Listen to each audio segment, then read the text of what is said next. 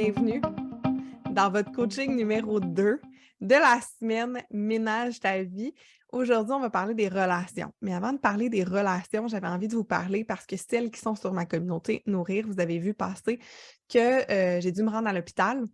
Et j'avais envie quand même de vous donner un petit update parce que vous avez été des dizaines à m'envoyer des messages en privé, de me dire comment ça va, Justine, qu'est-ce qui se passe, je t'envoie de l'amour, tout ça. Fait que pour moi, c'est super important de prendre le temps de vous parler aujourd'hui avant de me garrocher dans le vif du sujet des relations.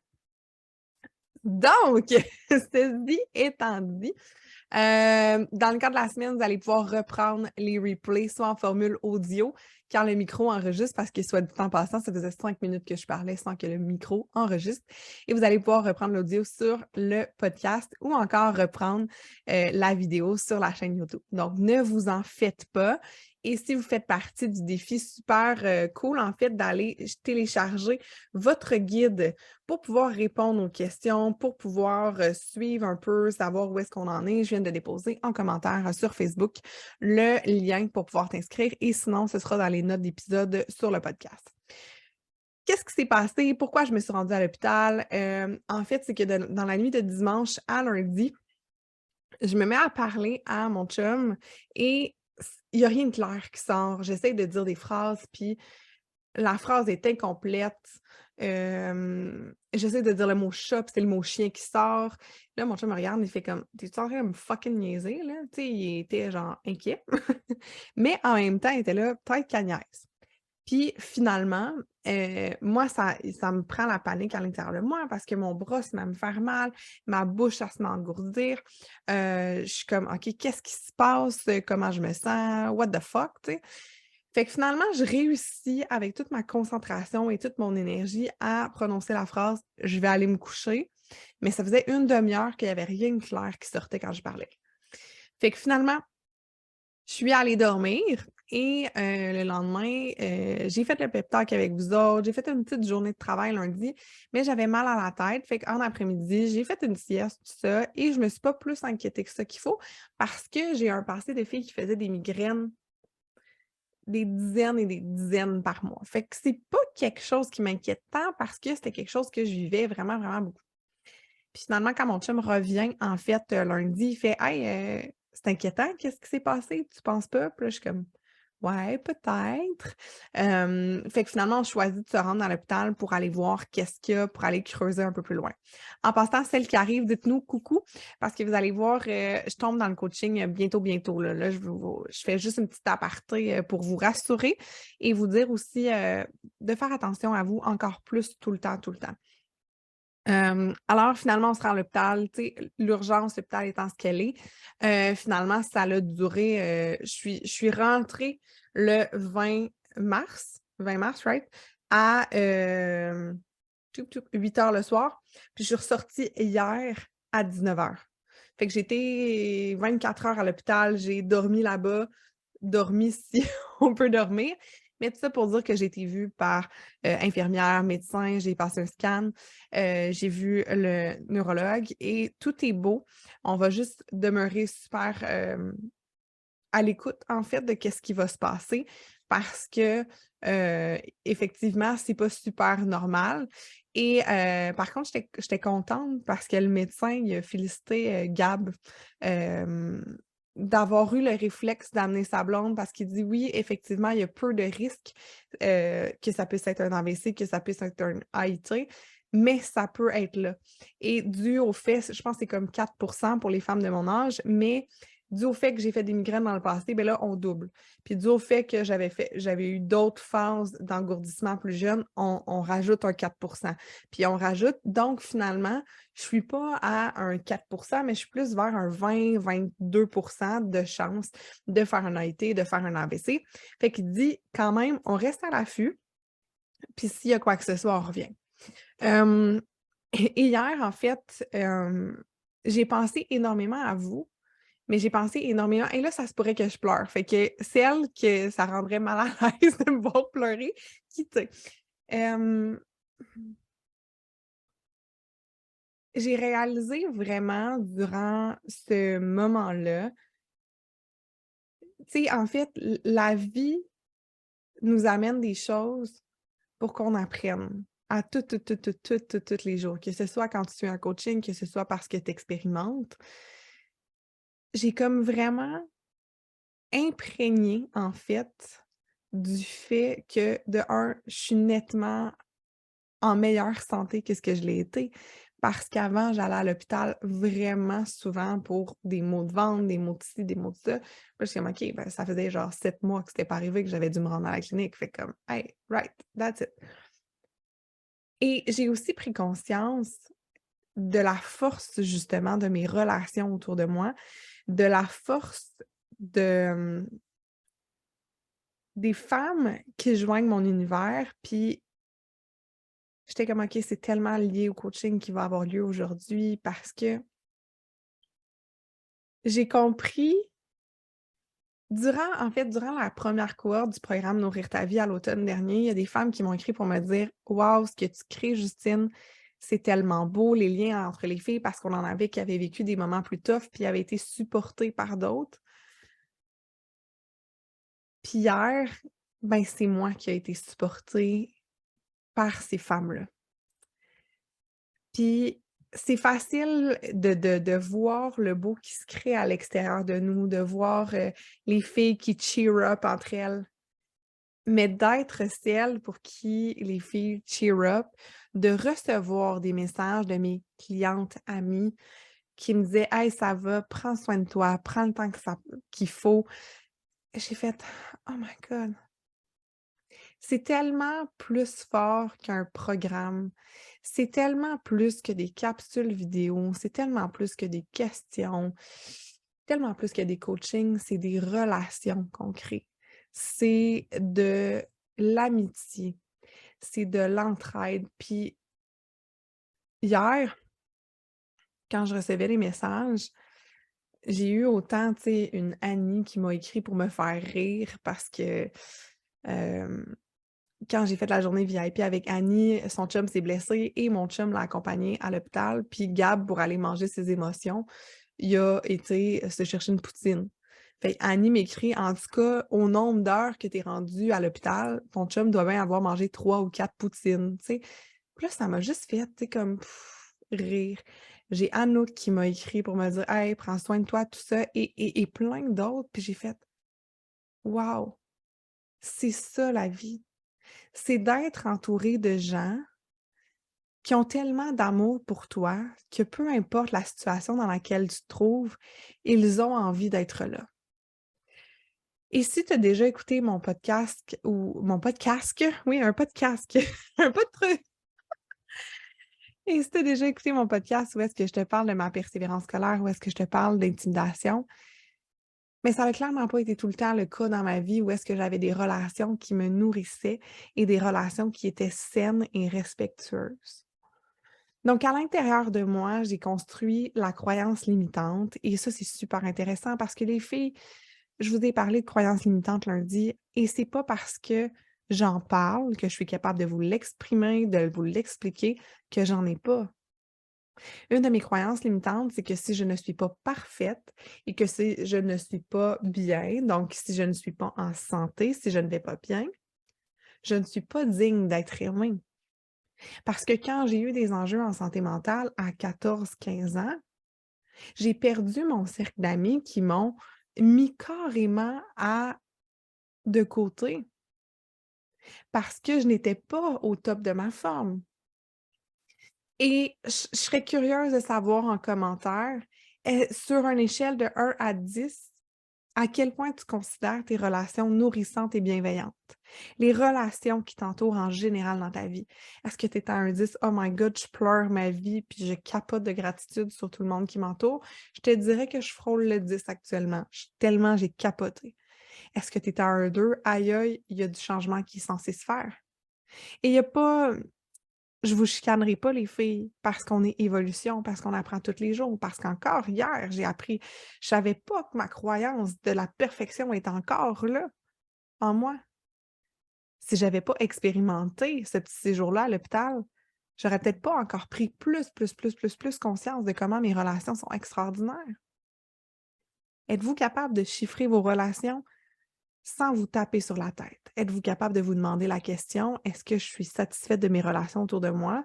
D'une échelle de 1 à 10, 10 étant oh my God, je capote. Et 5 étant la pire réponse. Hein? By the way, si vous êtes nouvelle dans mon univers, le 5 est mauvais.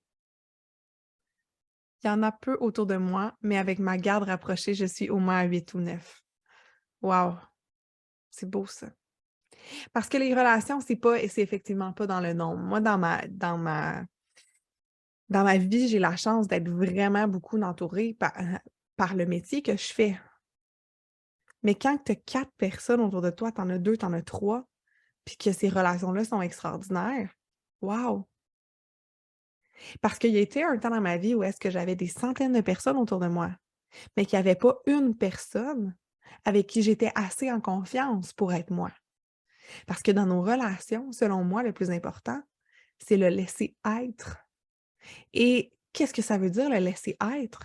Je suis curieuse de savoir votre définition à vous. C'est quoi pour toi laisser être quelqu'un autour de toi? Qu'est-ce que ça veut dire le laisser être? Et si tu as le cahier, c'était pas une question qui est écrite, mais tu peux t'écrire ça puis prendre le temps d'y revenir à cette question-là parce que c'est une question qui est d'une puissance là, extraordinaire, les filles. C'est quoi le laisser être? Mmh. Est-ce que tu laisses les gens être qui ils sont autour de toi? Est-ce que tu leur imposes une certaine façon d'être? Est-ce que tu t'imposes quelque chose? Parce que le laisser être, c'est quoi selon moi? C'est d'accueillir la personne et de s'accueillir soi-même tel qu'on est dans l'instant présent. Parce que, laisser être, accepter, prendre tels qu'ils sont. J'ajoute vraiment le dans l'instant présent. Pourquoi? Parce que moi, à l'hôpital, j'ai eu un 42 secondes de non laisser être. Je ne me laissais pas être ce que j'étais dans le moment présent, qui était une Justine, qui était à mon niveau d'énergie, qui habituellement est à un 8-9, un 10 des fois, mais que mon niveau d'énergie qui se tient là, j'étais à un 3. Mais du haut de mon 8-9 intérieur, je jugeais ma Justine à un 3. Est-ce que j'étais en train de me laisser être ce que j'étais? Non. J'étais en train de me contraindre. Qui ici expérimente de l'anxiété des fois? Faites juste écrire un A en commentaire. Vous n'êtes pas obligé d'en faire souvent, vous pouvez en faire des fois, peu importe. Si vous faites de l'anxiété, ça m'aide à savoir si le message où je m'en vais va aider. Faites un A en commentaire pour celles qui sont en direct avec nous sur Facebook. Le non laisser être va venir créer de l'anxiété. De ne pas te laisser être, de ne pas te laisser vivre ce que tu vis dans le ici maintenant, c'est ça qui crée l'anxiété. Et je vois que je suis pas seule. Déjà, j'ai 4 A, OK? Les femmes, je me mets, hein, et celles qui font partie de mes groupes de coaching le savent à quel point je suis d'une transparence et d'une vulnérabilité hors norme. Puis c'est dans les premières fois que je le fais en direct. En ce moment, ceux qui sont avec la caméra, vous allez pouvoir voir, mais j'ai été dans une petite pièce à l'hôpital et je veux dire, hey, ça a duré 24 heures, là. Comme mucho love envers les gens qui vont vivre ça plus longtemps. Puis j'étais là, puis je me comparais de mon 9, puis je regardais mon 3, puis il m'est venu la croyance limitante à l'intérieur de moi que parce que je suis dans l'industrie du bien-être, parce que je suis coach au niveau du bien-être, parce que je vais aider, je n'avais pas le droit de mal aller. Bien-être, mal aller. Mais non, Justine, c'est pas toi, t'as pas le droit, tu peux pas, tac, tac, tac. Et là, l'anxiété a fait un raz-de-marée. L'anxiété vient quand on s'empêche d'être, quand on s'empêche de vivre. Qu'est-ce que j'ai fait pour remédier à ça? Je me suis laissée accueillir. Je me suis dit, OK, C'est curieux, hein, cette belle croyance limitante-là, que tu dois bien aller parce que c'est le métier que tu fais. Et finalement, je me suis dit, j'ai transformé cette croyance-là.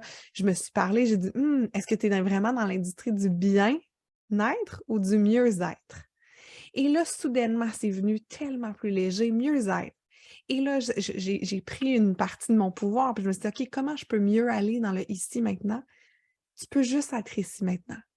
Tu pas à penser à un coaching que tu vas donner. Tu pas à penser à ton lavage qui attend. Tu pas à penser à rien d'autre. Tu as à penser à être ici, maintenant, tel que tu es.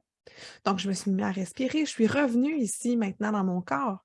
J'ai pas essayé d'être demain, j'ai pas essayé d'être hier, j'ai pas essayé de rien projeter. Je suis revenue dans le ici, maintenant. On a des relations avec des gens tout le long de notre vie. On a des relations avec nous-mêmes tout le long de notre vie. Est-ce qu'on parlait, de ton niveau d'entourage? Est-ce que toi, tu penses que tu laisses être les gens? Est-ce que tu laisses être les gens à 10? Est-ce que tu les laisses être à 7? T'en es où dans ton laisser être? Est-ce que tu les laisses être à 0 et tu veux contrôler la réaction des gens qui t'entourent? T'en es où sur cette échelle-là du laisser être envers les autres? Et tu peux même m'écrire, l'échelle du laisser-être par rapport à toi et l'échelle du laisser-être par rapport aux autres. Parce que moi, je sais que j'ai un grand laisser-être, un 9, un bon 9 par rapport aux autres. Mais par rapport à moi, des fois, c'est plus un 6, des fois, c'est plus un 4. Mmh. Tu es où dans cette échelle-là du laisser-être? Je vais vous laisser, le temps de répondre, le temps de prendre une petite gorge de café, mon petit café. Mmh. Où en es-tu dans cette échelle-là? J'ai réalisé aussi que, en fait, plus je laisse être les autres, plus mon niveau de laisser être est à un 8-9, plus les autres me laissent être, hein? On attire ce qu'on permet, hein? Moi, je te permets d'être un 8, un 9. J'attire ce niveau-là de tolérance envers moi. J'attire que les gens aient envie de me laisser être. Les gens que je laisse le plus être sont ceux qui vont me donner ça en retour le plus. Et là, ça, c'est intimement, lié aux relations, hein? Comment sont la qualité de nos relations?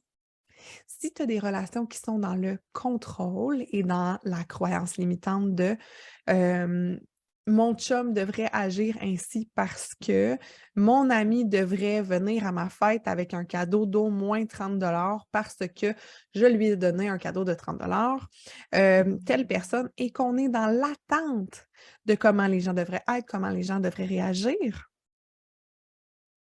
Penses-tu que les relations vont être agréables? Si tu attends des gens, des standards fixés sur je ne sais pas trop quoi, parce qu'on a ça, hein, dans la société, des standards relationnels. Des standards relationnels.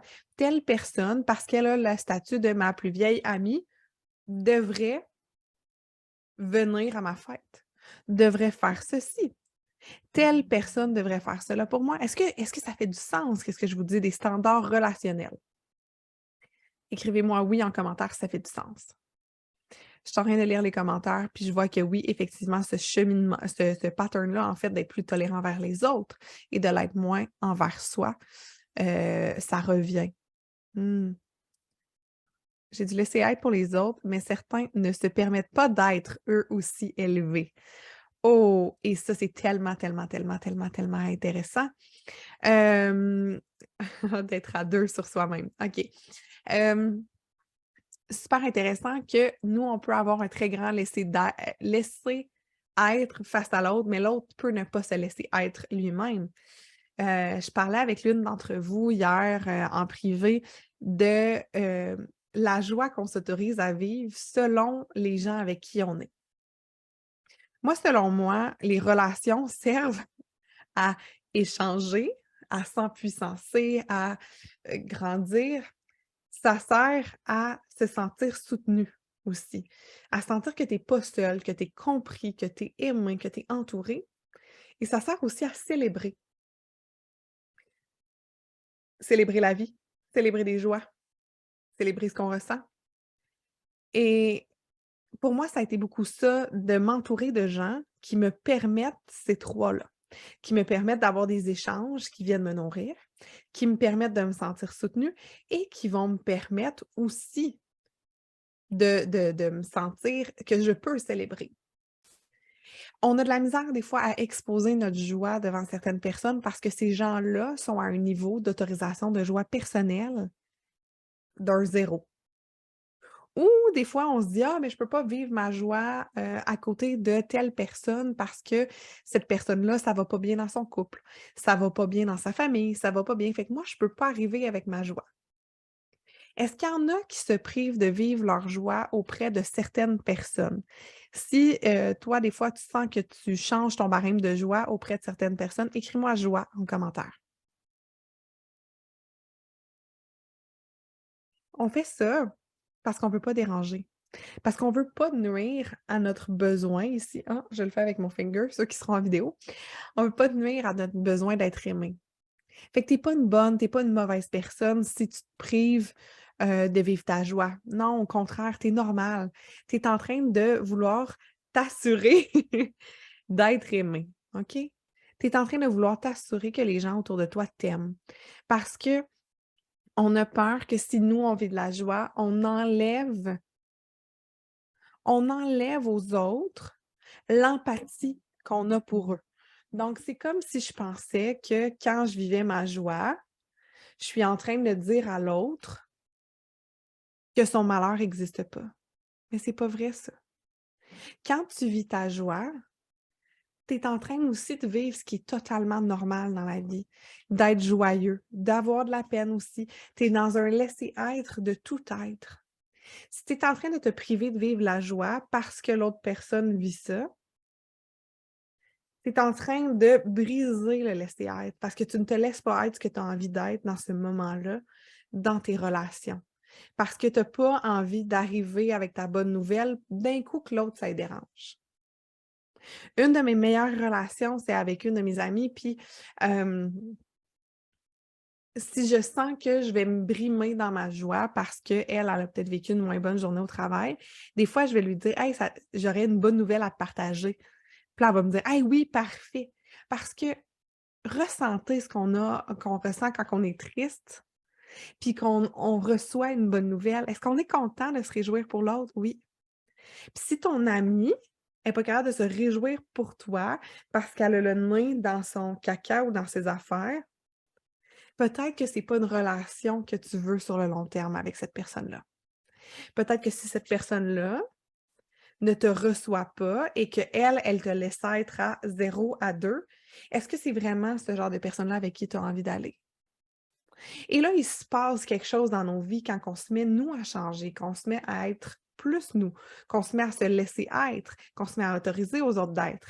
On va chimiquement, biologiquement, magnétiquement parlant, appelle ça comme tu as envie, se modifier à l'intérieur de nous et on est des aimants, hein, la gang? Est-ce que vous êtes prête à accepter qu'on est des aimants? Écrivez-moi aimant si vous êtes prête à accepter qu'on est des aimants. On n'est pas des amants, on n'est pas des amants entre nous, on est des aimants. Le «i» est bien important, hein? Est-ce que vous êtes prête à reconnaître qu'on est des aimants? Écrivez-moi aimant en commentaire. Être aimé est vital pour chaque être humain. Je vous lis un commentaire à l'instant. C'est ce que chacun recherche au plus profond de soi. Alors, on se module souvent pour recevoir ça. Ouais, tellement. On est des aimants. Et en sachant qu'on est des aimants, qu'est-ce qu'on veut? Oui, on veut se faire aimer, mais on attire, on magnétise, hein, les aimants, ça se colle ensemble. Alors, plus ton échelle à l'intérieur de toi de laisser être va changer, plus tu ne seras plus compatible avec des gens qui ont une échelle de laisser être très, très, très, très basse. Donc, c'est là, on pourrait appeler ça des vibrations, peu importe des valeurs, mais plus ton échelle de laisser être, elle augmente, plus tu seras plus compatible avec quelqu'un qui est un laisser-être de 2 pour lui-même, puis qui est un laisser-être de 2 pour l'autre, puis qui est en attente, qui est en réaction face à l'autre. C'est 100% normal. Donc, c'est normal que tes relations évoluent au fil du temps. Et plus tu t'empêches de faire évoluer tes relations au fil du temps, plus tu vas accumuler de l'amertume autour de toi. Parce que on veut être aimé, on veut vibrer avec les gens qui nous entourent. Si moi, mon désir, c'est de vibrer, d'être et de m'élever et que je suis avec des gens qui n'ont pas ce même désir-là,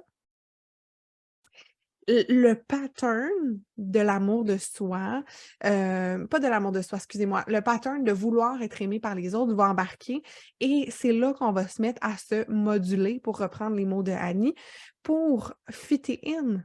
Fait que si tu restes dans un endroit où ce que tu es plus en aimant, tu vas te moduler. Pourquoi? Pas parce que tu es une mauvaise personne, pas parce que, tu as rien compris, pas parce que tu t'aimes pas assez, non. Parce que c'est normal et c'est humain de faire ça. C'est humain de vouloir fitter in, c'est humain de vouloir se faire aimer. Donc, sachant cette information, comment peux-tu choisir un entourage qui t'élève, qui te nourrit? Dans le cahier d'exercice de cette semaine-là de Ménage ta vie, j'ai posé la question: «Quel est l'impact de l'entourage sur moi?» et je vous nomme les questions et vous pourrez y répondre, en fait, par après, parce qu'évidemment, si vous déposez vos devoirs, sur le groupe Nourrir ta vie, vous allez pouvoir participer au concours. Je vais faire un concours d'ailleurs, dans quelques minutes à peine, je vais faire les premiers tirages de la semaine. Demandez-vous quel est l'impact de mon entourage sur moi. Si tu sais que quand tu vas dans ta famille, si tu sais que quand tu vas manger à tel endroit avec tel ami, tu reviens chez vous puis tu pleures, ah! C'est peut-être un bon signe que ça va pas bien. Si tu sais qu'à chaque fois que tu partages un rêve, on te dit: «Non, c'est vraiment pas possible», peut-être que c'est pas le bon entourage pour toi. Nomme-moi une situation où est-ce que tu as, changé pour, ton entourage, pour plaire à ton entourage. Nomme une situation où est-ce que tu as changé. Cette phrase-là, je l'aime tellement, là. «Show me your friend and I will tell you your future». Montre-moi tes amis et je vais te nommer ton futur.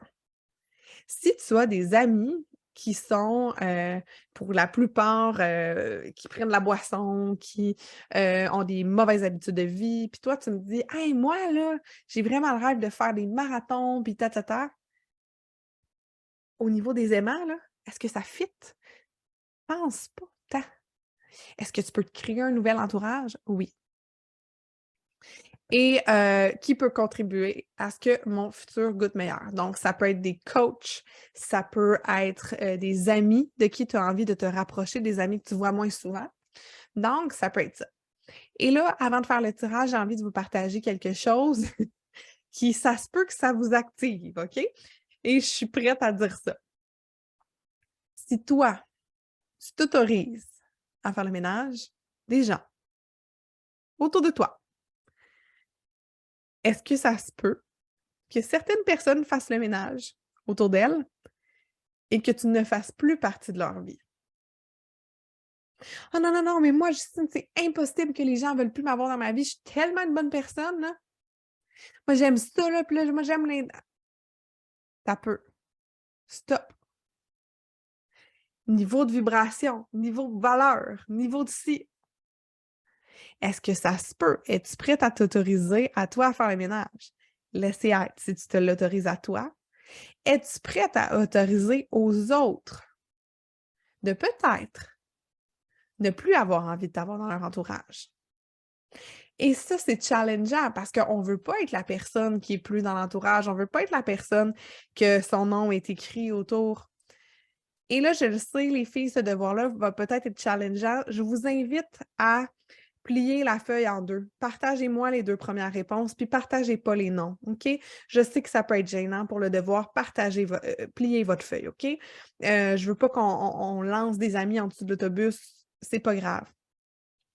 J'ai été cette personne qui arrivait dans un souper avec son shitload de problèmes. J'ai été cette personne-là qui s'est fait tasser de ses amis and that's okay, and that's okay.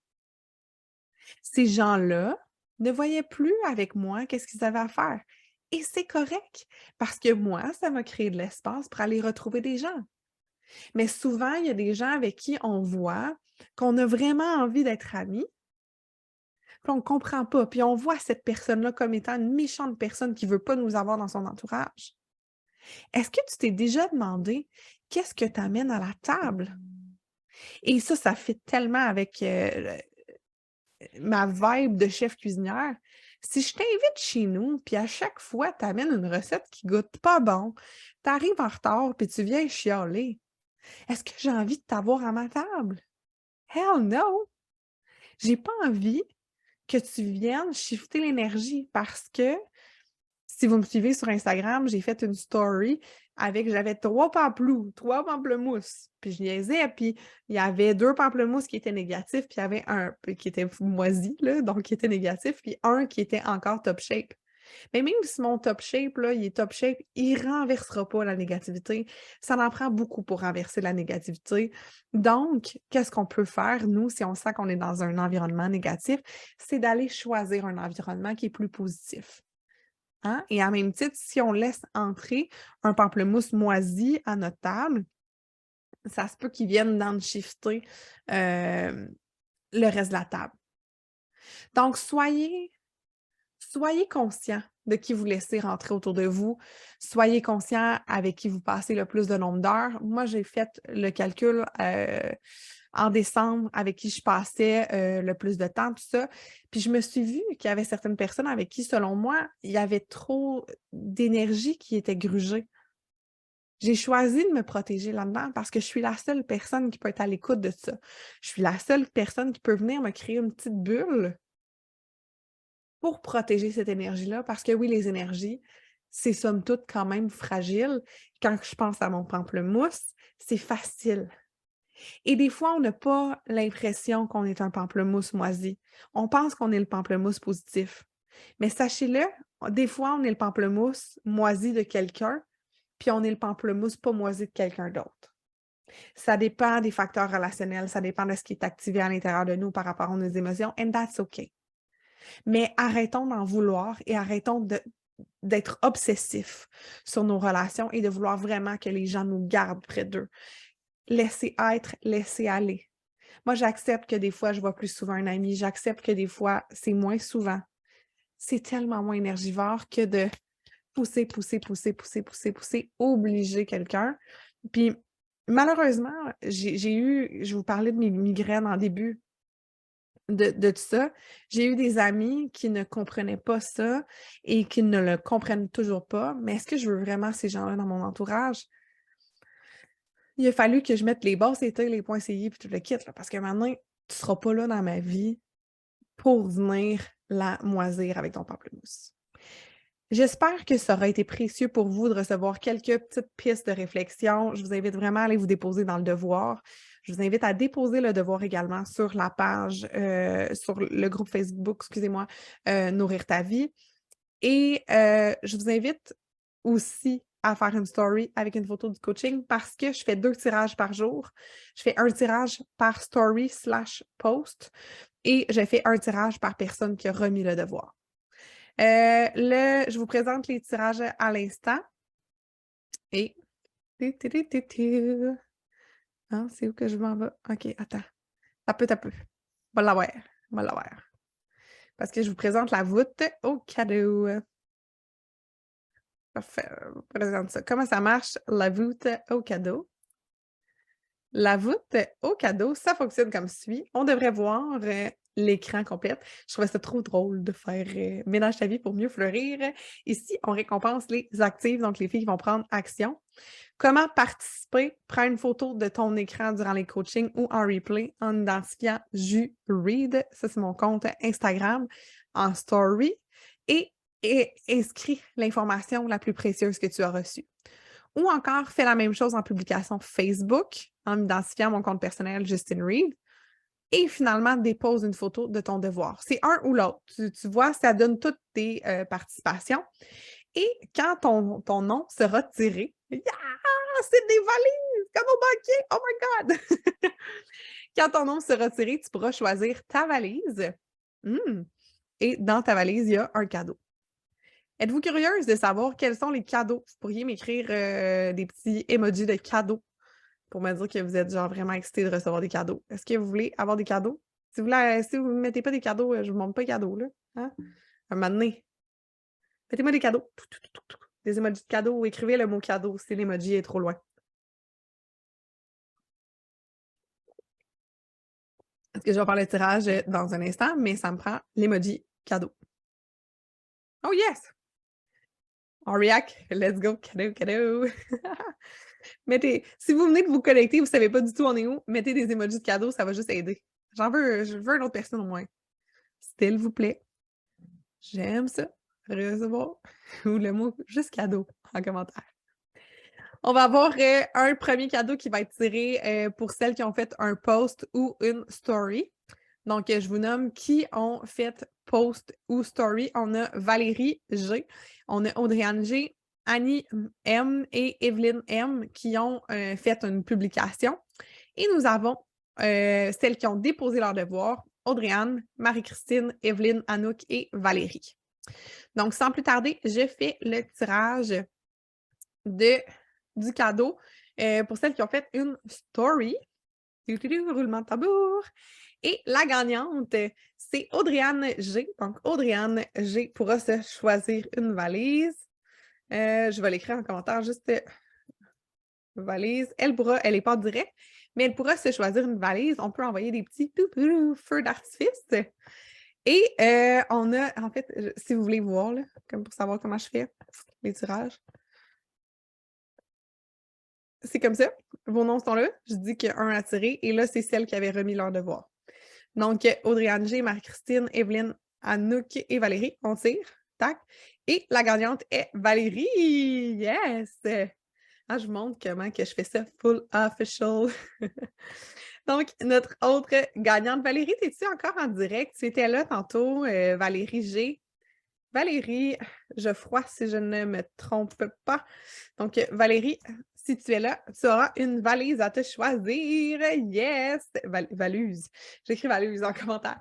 Fait que les filles, vraiment, merci d'avoir été avec moi aujourd'hui. Merci. Merci. Juste plein de merci, full de gratitude de vous avoir, de vous savoir là. Prenez le temps de faire votre devoir. Prenez le temps de faire une story parce que vous pourriez être la gagnante de demain. On se retrouve demain, je ne sais pas encore si ça va être à 8 ou à midi. Je vous l'annonce sur le groupe parce que je vais me donner la liberté d'écouter mon corps. Je vous donne des gros becs.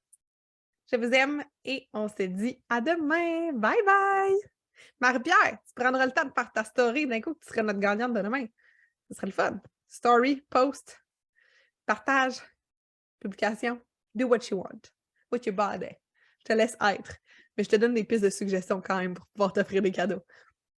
Bisous. À demain.